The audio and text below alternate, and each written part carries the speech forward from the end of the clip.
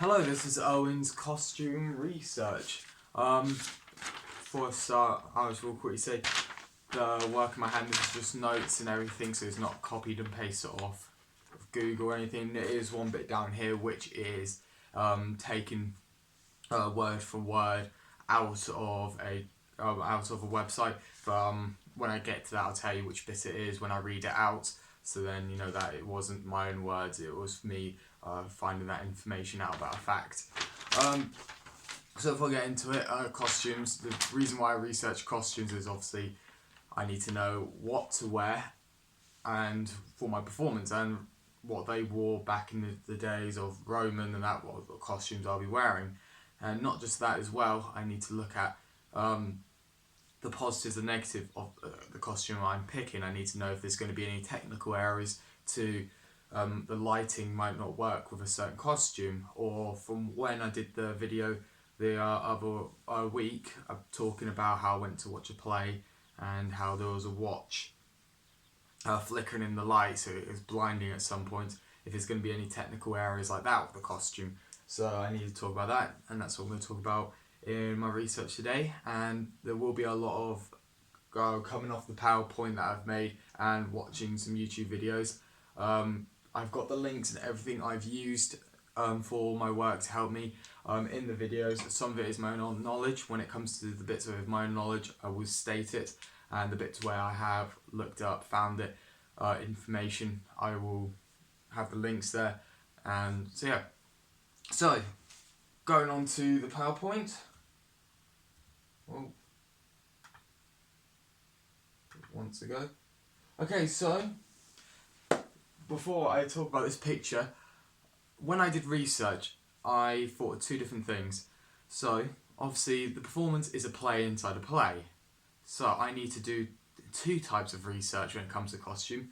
The research of Owen doing the research and finding a, I guess, professional look of that era and what they actually did wear, what the material was made out of, why would they wear it. I need to look up that. That's my research. But then the character of Daniel, the person who wrote this play, the character I play Daniel who wrote the play, I feel like he needs to do the research as well, because that's how in the end I found out I got the combination of the costume I wanted was from historically accurate costume to Daniel's vision of him being a bit silly, and he doesn't go into complete facts. He'll read something somewhere and believe it straight away without looking up any facts. So I combined the two to make the costume. So when I do go through the whole PowerPoint, I'll say when this is Owen's research and the mindset of Daniel's research. And again, the reason I've done this is to kind of show straight away when I've got the costumes all done, the like character, I guess, the way character Daniel and what he designed in a way. So first thing I thought to do was, when looking at costumes, obviously the era is Roman times. It's very clear because it's Ben-Hur, a famous play. Obviously I'm not going to talk too much about the performance of play in this video, otherwise it'd be very repetitive with some of the other videos I've done. So I'm strictly going to stick to the costume aspect of it. So very simple. All I typed up, as you can see from the tab here, I took a screenshot of it, and that's why it's still like this, and typed in pictures of Roman people. Very simple. And I had a little scroll down. Again, this is as Owen, having a look at some of the pictures, getting an idea, because my character obviously here there's lots of Roman soldiers, but then you can kind of see here you've got someone dressed up as like an emperor, you've got some over here that emperor, some other like slaves in the background, so it's different costumes. So the reason why I just searched this up straight away instead of like going into like a Wikipedia, like reading loads of bits and pieces, is because you can't really go wrong with a simple search like this, where there's going to be lots of evidence of roughly the same sort of costume. Because obviously if there was one costume bright pink and the rest of them, like I guess with all this armour, you kind of know that maybe that bright pink one wasn't historically accurate because it's one out of 100 other photos.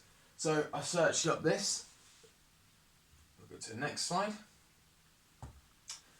When I carried on looking with looking into the photos, I was in the mindset of Owen, by the way. I found this photo. which I think is very nice.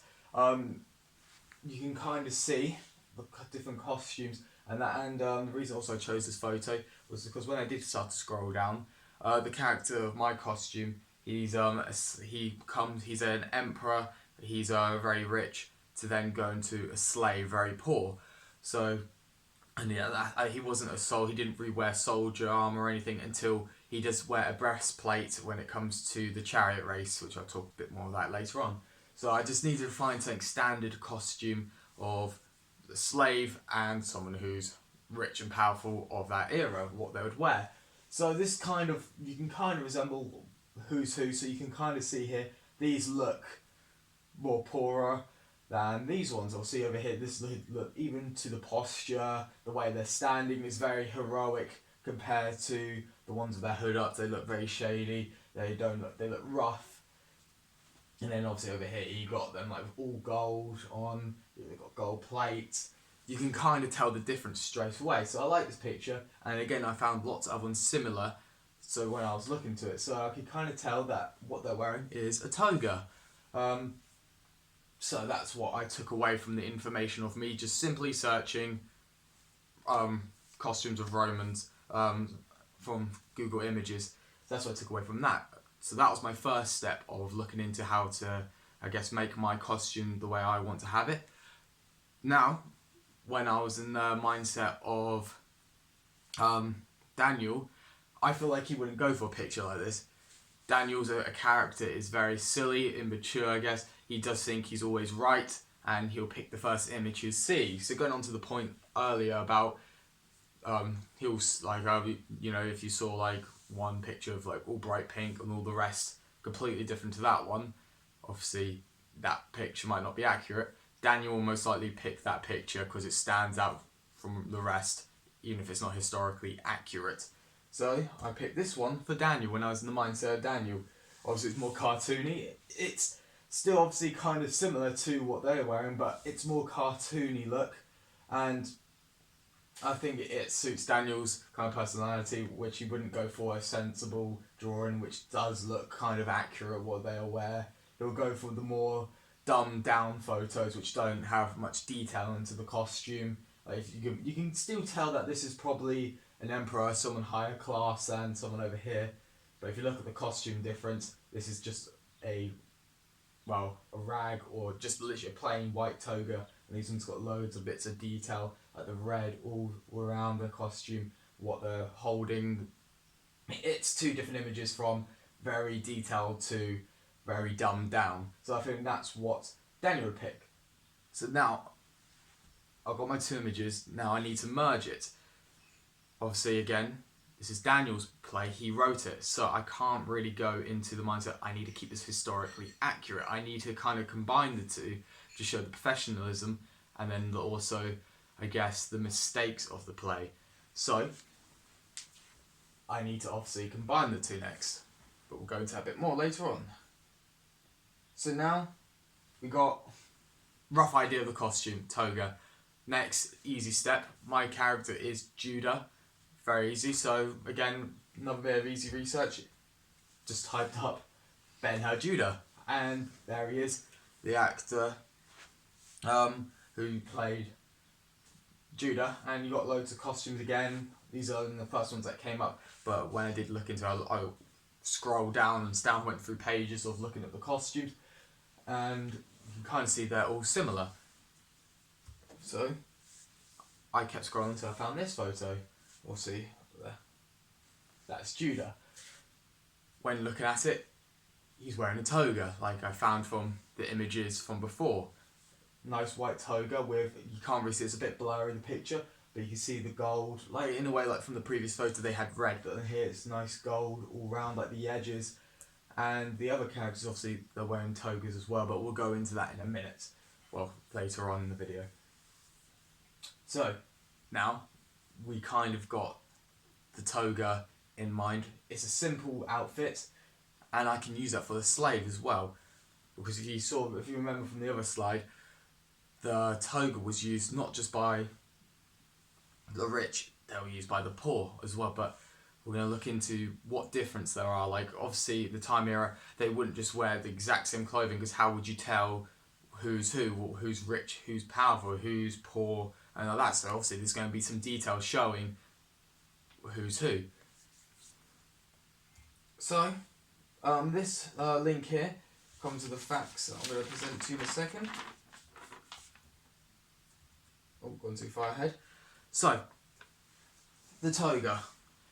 I'm going to quickly go read some facts, and the reason I'm reading these facts is I feel like I need to know this. So the information I got from here was, that I'm about to read out, I got from this website. I'm putting this all into my own words, this bit. So it came into fashion in the earliest from 753 BCE to 476 CE.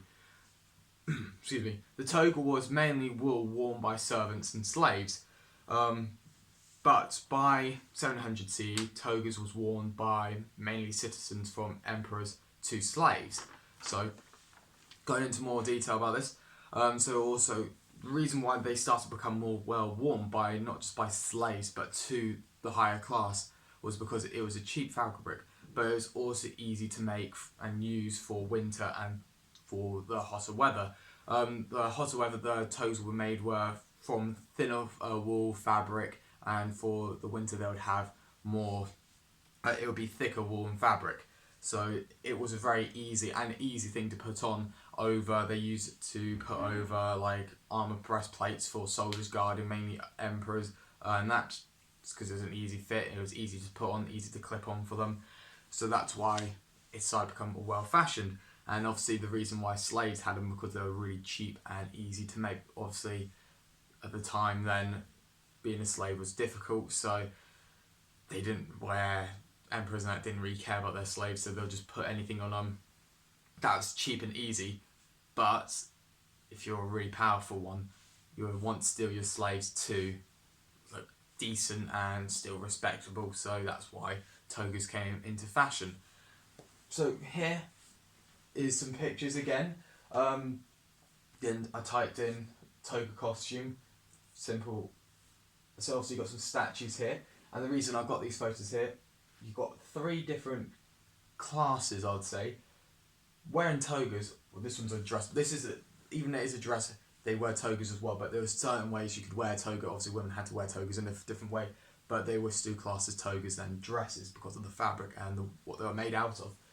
So obviously again, 3 different photos, different classes. Obviously you've got your emperor here, you've got your slave, and you've got your soldier. Obviously he's wearing more baggy, kind of more dramatic, I would say, toga. Very simple dirty toga where it's just really plain and simple.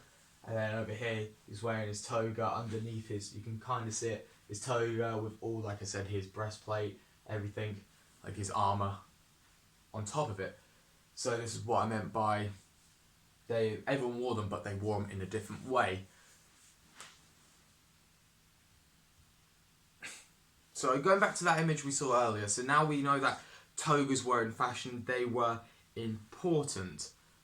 Now I know that this would be a good costume, because I feel like it would be something that's easy to kind of tell the era. Like when you think of toga, you usually think of, this is my own information anyways, I usually think of togas, I think of Roman times, I think of emperor, I think of slave. It's just a thing, sort of saying that's in your brain, that you can kind of easily say togas equal this era.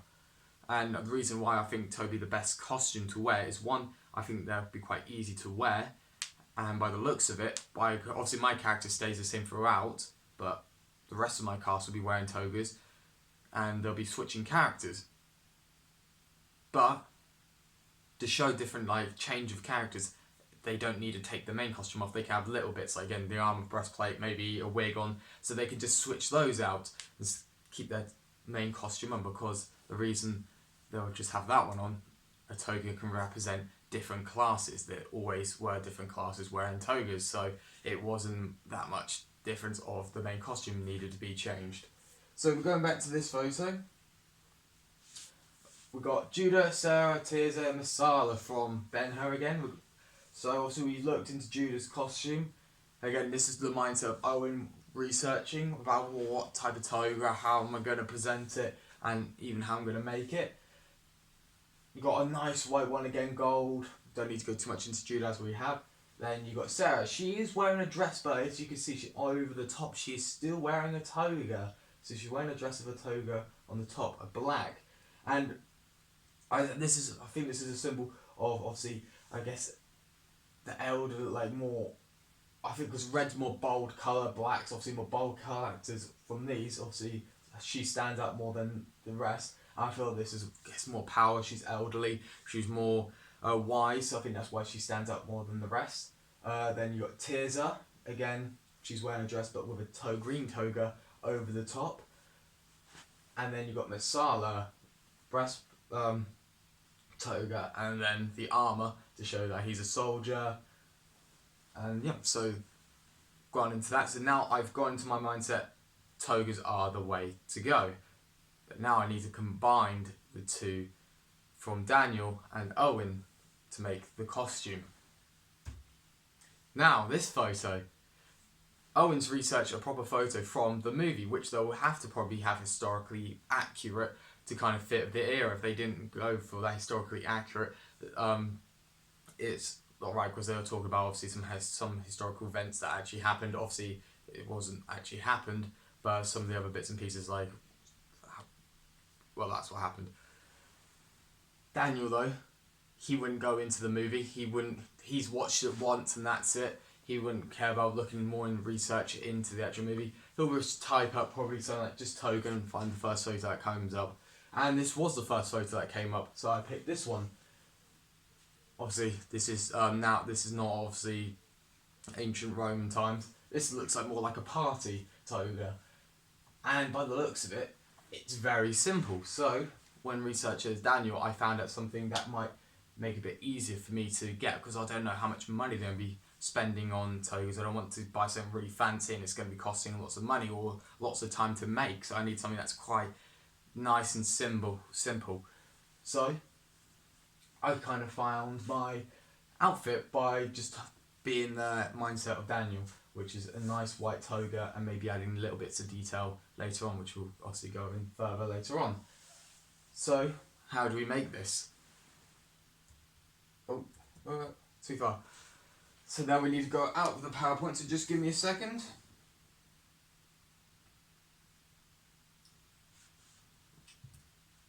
So let me come out. So the next bit of research I did took me to YouTube, and the first thing I typed up was how to make a toga. Literally, that's all I put into YouTube, and I looked in some videos, and I found this one. Very simple and... What's with the polka dots? What do you mean? Polka dots are out. It's polka squares now. Oh, yeah. Oh, but this is cute. Super retro. Video's not loading up. Whether you're heading to a costume gala, an so the videos are coming up festival, or a raging kegger on campus, this easy and fun party attire is as simple as it gets. Even if you're just hanging out at home, kicking it Roman style.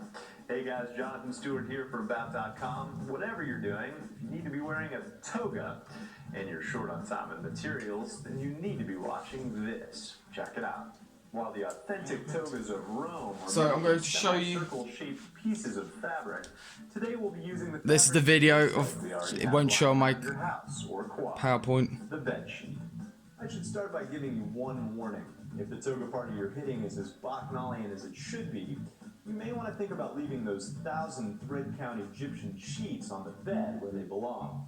Instead, go for cheap and potentially disposable. And if you've got time to run to the fabric store, you might even be able to undercut even the least expensive sheets. Size-wise, remember, bigger is better. Even if you're a really small person, you can fold the sheet to fit just right. Start by making a lengthwise fold so that the width of the sheet is covering the part of your body you want covered. For guys, this is generally from your waistline to around your knees, and, although Roman women technically never wore togas, from your neckline to mid-calf for gals. You should also consider at this point what you'll be wearing underneath your toga, which can range from anything from shorts to t-shirts to tights to nothing.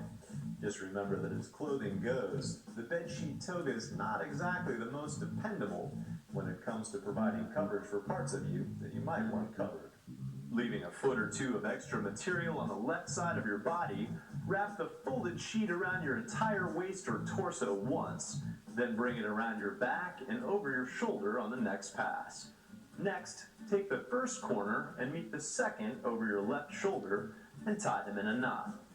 If you've got a few lying around, safety pins can also help secure your toga from parting ways with your body later on.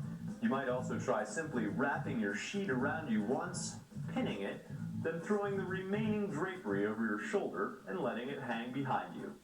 Throw on some sandals or flip-flops and you're good to go.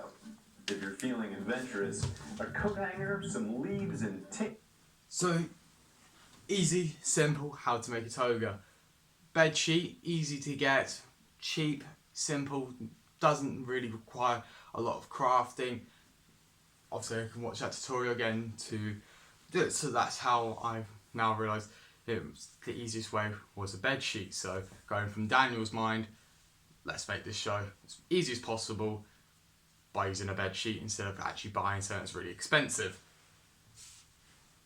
Now I'm going to talk about something he said. When I did first watch it, I noticed something that he said was women don't wear togas, and obviously when I researched it, they did. Like I read lots of bits that they did wear togas, so this stumbled me. So I went back to my research.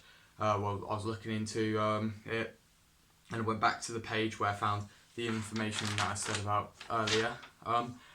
And they did wear togas, but they could also be considered as dresses. So, or when they said about women, that there was mainly not a lot of upper class women wore togas. They would wear dresses mainly, but lower class servant girls and that would wear togas, but their togas would be different in the sense it wouldn't be going around one of their waists, over one of their shoulders.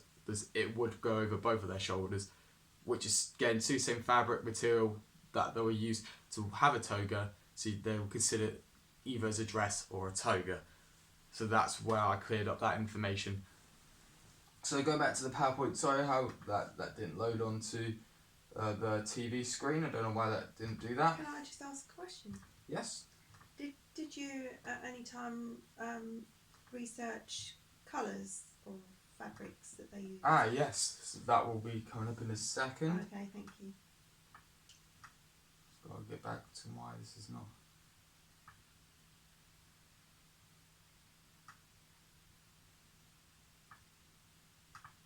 Sorry, not this.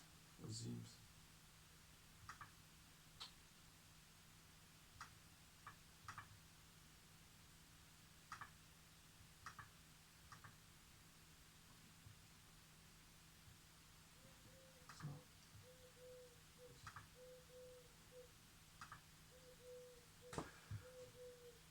I don't know why this is not loading. It's not. So I'm just going to turn this off. I do apologise about this.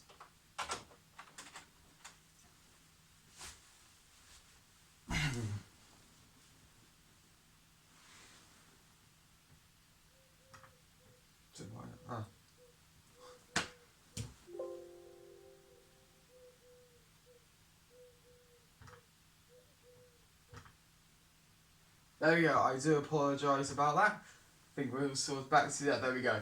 So, do apologise about that, technical error. So, then we got the information of how to make an easy toga, thanks to being in the mindset of Daniel. I would admit, if I wasn't in the mindset of Daniel, I wouldn't have looked into making the easy toga. I would have gone straight down the path of trying to find something to buy that looks historically mostly accurate. I would buy something that looks and was used the fabric of that time. I would have gone down that path so it looked like a professional play. But again, the play is not that professional. Obviously in Daniel's mind it is, but it isn't. So thanks to being in the mindset of Daniel, I was able to get the costume that I think is supposed to be the one for this play. So now we know about the toga. Now obviously and what was worn. So going back to the point we had earlier about obviously different classes war togas. Now we need to know how they were presented, how they were different, in the sense how we could tell who was rich, who was poor. So we're going to go to quickly this chart that I found from, again, Google Images. We've got obviously basically the social classing of Roman times. So you've got your slaves, your freedmen, plebeians, and patricians. Sorry about that. Judah, he was at the top at the start of the movie and start of the novel. He was a wealthy landowner. He was leading class. He was up top, but obviously because of the betrayal, he went down to the class of a slave. So no rights. He was a slave for many years. He served on Roman galley ships. So we had to get from a toga that looked wealthy all the way down to a slave with a quick change showing it. So how are we going to do that? Now I know the basics of a toga. I know the information of what they were made out of. I know obviously I need to get my toga costume looking from rich to poor. Now I need to look something that's really historically accurate. Obviously we can't tell from any actual photos of people or even the movie, but how would they found out? How would they know these togas were worn? The people in the movie, how do they know they wore those togas? They didn't have camera corners, but they did have paintings. Obviously, back in those times, their camera corners were their paintings. Lots of wealthy people back then, they painted a lot of photos, pictures of themselves and that. So, typed in Roman paintings. And we can look up, obviously they're very old, and these ones were painted in Roman times.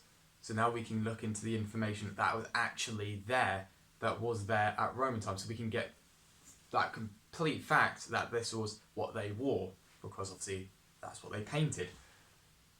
So looking into some photos, we got this one.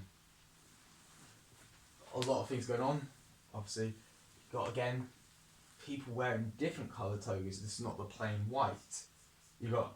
Also, I do apologise about some of the nudity and that. But, this is what them painted. But again, you got some different colours. You got a red one, you got a green one, you got a white one. And so different colours of fabric. And when I looked more into this, I do apologise. I went in the mindset thinking this could be scenting wealth. Does it show how much money you have? Does it show your class? But it's actually not. It was just a fashion. If you were a slave, you would have just plain white, because that was the easiest to make. But if you're of the wealthier class, it was just a fashion of having different colours. Like we have different colour clothing today. We don't have just plain white. This is their fashion back then of showing a different colour. So we're going to carry on again here. We have some again photos. Got obviously it's a bit worn down photo, but you got like a bluey, purpley toga. I think this is obviously like a slave of some sort. And we've got another like dress toga here. Here again, soldier with a blue. You got this looks like an emperor of some sort, of people begging around with a toga on. Again, the reason I looked into all this was to know that this is historically somewhat accurate, because these are paintings that were painted of their time, so it's the closest we can get. So yeah. Did you look up somewhere like Pompeii, where they had the murals in the villas on the walls, which were actually painted by the Romans then? Did you I actually haven't looked into that. I will admit I did not research into that. That was a good point, and I will probably look into that straight after I finish recording that, to add that into my information or my written work. So, also the other thing I noticed when looking through all these photos, obviously he's wearing something on his head. You can't see it probably from the camera, you can just roughly see it here. Let's go back on another one. She's wearing one. Go back again. Any here? Yep, we've got one over here, one there, one there. They're wearing leaves on their head, and again, in that video, if you remember the YouTube video of how to make a toga, he put a wreath on his head. They're called wreaths on their head. So I was like, that was my next thing I need to look into. What were these wreaths? What did they symbolise? Why were they wearing them? So this here was the next bit of information I got. This is the website I got it from. This bit's going to be in my own words. So when looking into it, so why did Romans wear wreaths? It was mainly to show their ranks, and to show their ranks they would have different colours. So example, if you're more wealthy, you would have a gold one that was in a painted gold to show that obviously gold is a symbol of wealth because gold is valuable. So have ones of gold to show their power. Usually if it was just a standard green, it would be more of a slave that would wear it. That more of like in a way the upper class slave, but a slave that was the ruler of other slaves type thing. The other thing I looked into, and it was only in fashion from 200 CE up to 400 CE, where Romans, what they did was, because obviously these are plants and that they had, it was leaves they had on their head.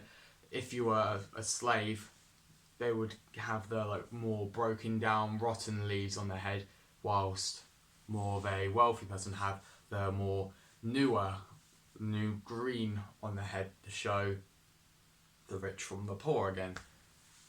So now I knew this, they wore those, but why leaves? Why not something else? Why was it leaves? So this bit I'm going to read you out now. This is a section that I got from the internet. This is not my own words. I felt like if I put it into my own words, I might have changed the story by accident, so I want to keep it historically accurate. So I'm reading you what the information I found out of why they wear wreaths on their head.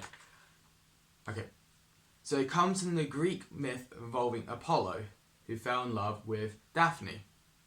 When Apollo pursued her, she fled and asked the river god Peneus to help her.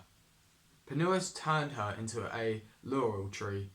From that day, Apollo wore a wreath of laurel on his head. And so, when looking into this and looked a little bit more, it was Apollo's pursuit of love and everything, and to go after her, and that drove Daphne away, and driven her away, and her getting turned into a laurel tree to represent her. Apollo wore a wreath on her head. So from that Greek mythology, they wore wreaths on their head to represent that. So that is the end of the slide, but I've got some other bits I need to talk about. So looking into this again, I feel like looking into Daniel's mindset, it really helped. Obviously making the wreaths, I looked into a YouTube video of how to make a wreath as well. I won't show it here because when I obviously showed the other one, it glitched out, so I'll just put a link in the description of the video I used for that. Again, it was very simple and easy how to make a wreath, so I'll be obviously using that how to make it. And the reason I'll be using the wreath on the head, again, it shows a little bit of symbolisation of wealth, a bit more, plus it's a little bit more detail. It's a combination of Owen and Daniel's character come together, of one needing detail, the other one not needing detail. So I found lots of the interesting facts, but obviously the reason I didn't dive into more of the characters from Ben-Hur, from this obviously, like looking into the set and everything of Ben-Hur and why they use them there, from the movie. The reason I didn't do that obviously because it's in a different video that I've done, so I didn't want to really recap myself, and I felt like for this information it wasn't as important to me in a sense, because I feel like I just wanted to know the standard costume of what they wore back then, because then I can just add on top of it, because again, for my cast to switch characters, it's not a massive costume change, it's just a simple wig taken on and off to show the gender, to how old they are, if they're a soldier or not, from a breastplate of armour. So that's why I'm not going into the detail of other costumes they wore, because the toga is a nice standard costume, which I can put loads of other bits of mini costumes on top of their costumes. So that's why I haven't looked too much more in depth of other costumes. So that is everything for this bit of research. Thank you for watching.